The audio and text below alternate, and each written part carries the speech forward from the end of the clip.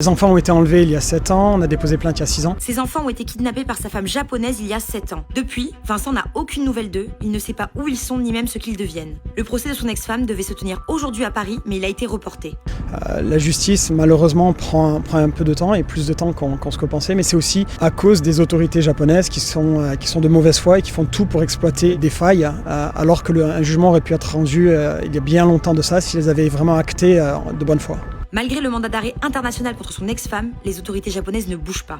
Le procès de M. Fichot a été reporté pour des raisons purement procédurales qui tiennent d'une part à la mauvaise foi des autorités japonaises qui en réalité ne veulent pas de ce procès. Ils font tout pour retarder ce procès et effectivement on sent que ce procès les embarrasse. Le procès aura lieu quoi qu'il arrive, le 7 juillet prochain. Ce qu'on attend de ce procès, c'est que Kaide et Tsubasa, enfin, obtiennent justice, puisque la démarche de Vincent Fichot, depuis le début, il le fait pour ses enfants, pour que ses enfants comprennent ce qu'il s'est passé, qu'il ne les a jamais abandonnés, et qu'il a toujours été là, il s'est toujours battu, et il le fera toujours pour pouvoir les retrouver. Selon le résultat, bien entendu, ça va nous donner des cartes pour entamer de nouvelles procédures, et puis continuer le combat, parce que tant qu'il y a du combat, il y a de l'espoir, et il faudra montrer aux enfants qu'on les a jamais lâchés jusqu'au jour où on se réunit.